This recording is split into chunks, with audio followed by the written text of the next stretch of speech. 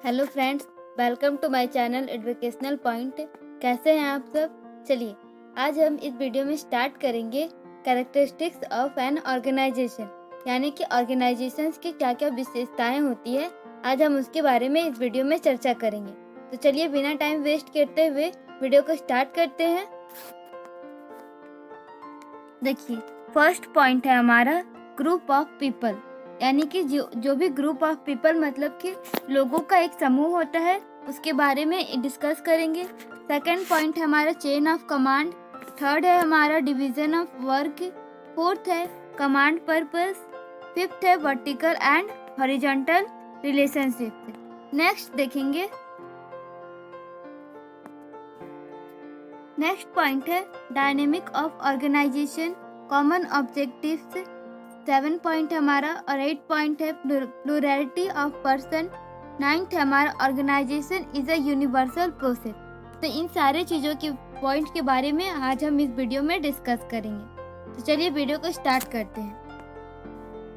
देखिए फ्रेंड, पहला पॉइंट है हमारा group of people. Group of people में क्या है? An organisations come into existence when a group of people combine their efforts for some common purpose and willingly contribute towards their common endeavor। यानी कि organisations का जो पहला features है उसमें है कि ऑर्गेनाइजेशन जो होता है वह लोगों का एक समूह होता है, जो कि तब हमारे एक्सिस्टेंस में आते, यानी कि अस्तित्व में आते हैं, जब वे लोग किसी सामान्य उद्देश्य यानी कि कॉमन पर्पस के लिए काम करते हैं और उनमें अपनी मर्जी से उनमें अपने काम का जो भी वो करते हैं उनमें अपना वह योगदान देते हैं। ठीक है, तो ये हो जाता है हमारा ग्रुप ऑफ पीपल, यानी कि ऐसा समूह जो कि लोगों का एक समूह होता है जो कि अपनी मर्जी से संगठन बनाते हैं और स्वेच्छा से काम करते हैं और जो भी बिजनेस के जो हमारे पर्पस होते हैं उसको प्राप्त करने के लिए काम करते हैं। ठीक है, अगला पॉइंट है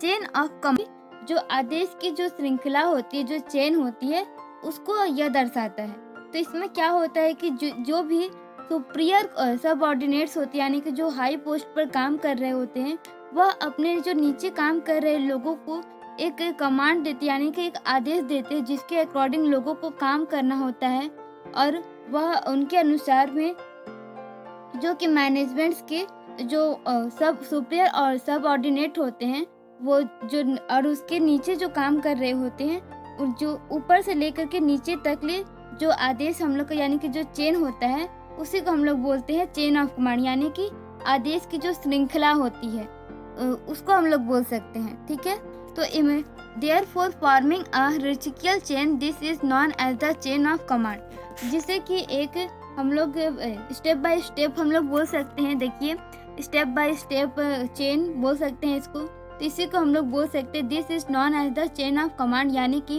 जो हम लोग के आदेश की एक स्टेप बाय स्टेप जो भी प्रोसेस होती है उसको काम करने की, जिससे कि हम लोग अपने जो भी मैनेजमेंट्स के उद्देश्य को पूरा कर सकें या फिर उनको कम टाइम में और कम खर्चे में अचीव कर सकें, उसको भी हम लोग बोल सकते हैं। यानी कि स्टेप बाय स्टेप किसी भी काम को कर जल्दी से जल्दी अपने एम को अचीव करना। ठीक है, नेक्स्ट पॉइंट है हमारा division of work. Division of work में क्या होता है कि हमारे जो काम होते हैं वो अलग अलग पार्ट में डिवाइड होते हैं। देखिए, जैसे कि कोई व्यक्ति कुछ कर रहा है, जैसे कि प्लान तैयार कर रहा है, कोई व्यक्ति उसको अनाउंसमेंट कर रहा है, तो कोई इसका प्रचार कर रहा है। तो इस तरीके से हो सकता है डिवीजन ऑफ वर्क, यानी कि लोगों का अलग अलग पार्ट में मतलब कि अलग अलग चीज़ों को करना।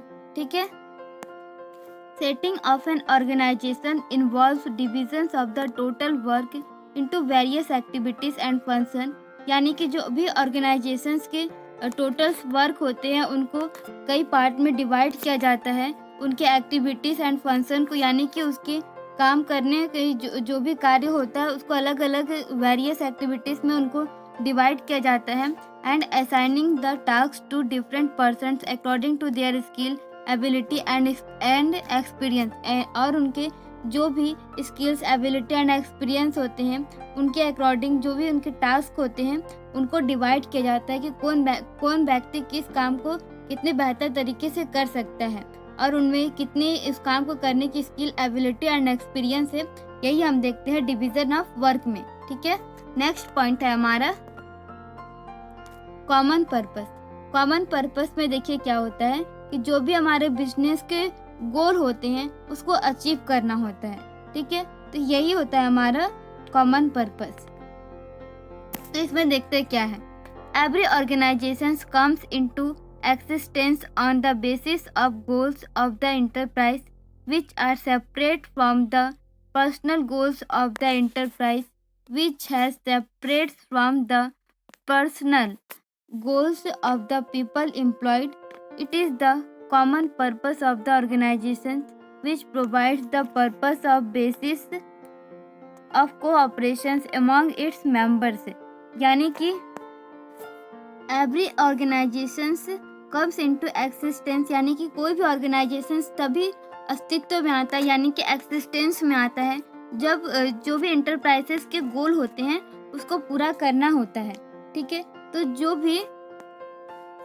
भी एंटरप्राइजेस में काम कर रहे होते हैं उनके जो भी गोल होते हैं उनसे जो एम्प्लॉयज़ के जो गोल होते हैं वह उनसे अलग होता है ऑर्गेनाइजेशंस का गोल।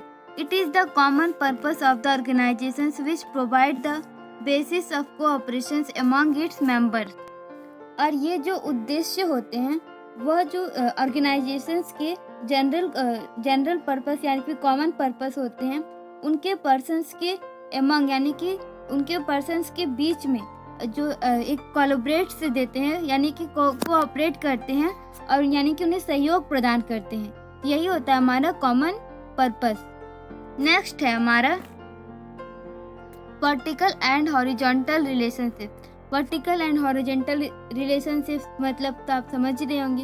And organisations create cooperative relationships between different departments and division as well as between superiors and subordinate. इसमें क्या होता है कि एक ऑर्गेनाइजेशन कोऑपरेटिव रिलेशनशिप यानी कि एक सहयोगपूर्ण रिलेशनशिप्स जिससे कि लोगों को मदद मिल सके या फिर वे एक दूसरे की मदद कर सके, एक ऐसा रिलेशनशिप बनाने की कोशिश करते हैं between different department and division, जो कि डिफरेंट डिपार्टमेंट्स यानी कि जो अलग अलग पोस्ट पर काम कर रहे होते हैं एंड डिवीज़न और जो भी उनके कार्य होते हैं as well as between superiors and subordinates. किसके बीच में? सुपीरियर्स एंड सबऑर्डिनेट्स, यानी कि जो हाई पोस्ट पर काम कर रहे होते हैं उनके और जो लोअर पोस्ट पर काम कर रहे होते हैं उनके बीच में एक वर्टिकल एंड हॉरिजॉन्टल रिलेशनशिप बनाने की कोशिश करते हैं। नेक्स्ट पॉइंट है हमारा dynamic of organisation. Dynamic of organisation यानी कि ऑर्गेनाइजेशंस कितनी तेजी से काम कर सकता है। तो ऑर्गेनाइजेशंस कब कितनी तेजी से काम कर सकता है, मतलब ये तो जो ग्रुप ऑफ पीपल होते हैं उन पर डिपेंड करता है।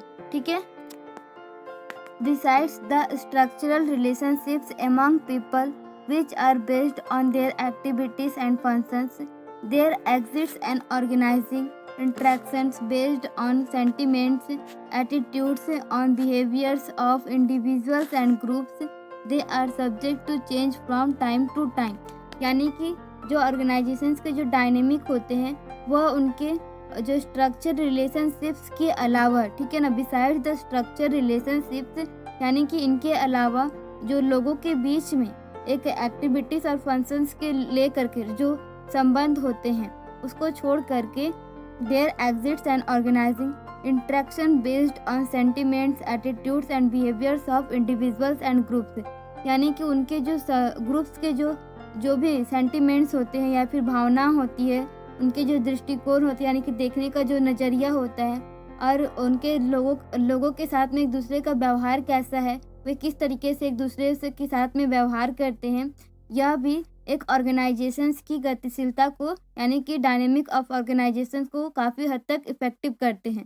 ठीक है, they are subject to change from time to time और इन्हें टाइम के साथ में चेंज करना भी बहुत ज़्यादा ज़रूरी होता है। ठीक है, नेक्स्ट पॉइंट है हमारा कॉमन ऑब्जेक्टिव्स। कॉमन ऑब्जेक्टिव्स में देखिए क्या होता है कि हमारे जो भी बिजनेस के जो भी सामान्य उद्देश्य होते हैं जिसको लेकर कर हम काम कर रहे होते हैं उसको हम लोग को पूरा करना होता है। They are various part of an organization with different function to perform, but all move in the directions of achieving a general objectives. देखिए, इसमें जो ऑर्गेनाइजेशंस होते हैं वह मतलब कि वेरियस पार्ट्स जो होते हैं उनमें काम करने के लिए जो भी अलग अलग भाग होते हैं काम करने के, उन पर वह काम करते हैं। बट देखिए, there are various part of an organisations with different functions to perform. वे जो ऑर्गेनाइजेशंस के विभिन्न पार्ट होते हैं उनको और जो भी उनके पार्ट होते हैं उन पर अलग अलग पोस्ट पर वह काम कर रहे होते हैं। But all move in the directions of achieving a general objective. But लेकिन सभी जो ऑर्गेनाइजेशंस के एक सामान्य उद्देश्य होते हैं, उस जनरल ऑब्जेक्टिव्स उसको पूरा करने के लिए जो डायरेक्शंस होते हैं उसकी दिशा में ही वह आगे बढ़ते हैं। ठीक है, नेक्स्ट है हमारा plurality of person. Plurality of person में क्या होता है? देखिए, organisation is a group of many person who assemble to fulfil a common purpose. A single individual can not create an organisation. Organisation जो होता है ग्रुप ऑफ मैनी पर्सन, यानी कि लोगों का एक समूह होता है जो कि यह कोशिश करता है कि जो भी ऑर्गेनाइजेशंस के कॉमन पर्पस होते हैं उसको फुलफिल यानी कि उसको पूरा करने की कोशिश करता है। A single individual can not create an organisation. एक सिंगल जो पर्सन होता है वह ऑर्गेनाइजेशंस के उद्देश्य को पूरा नहीं कर सकता है। इसके लिए सभी को मिल करके काम करना होता है। ठीक है, नेक्स्ट है हमारा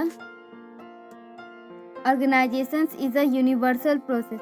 ऑर्गेनाइजेशंस जो होता है एक अलग तरह का प्रोसेस होता है।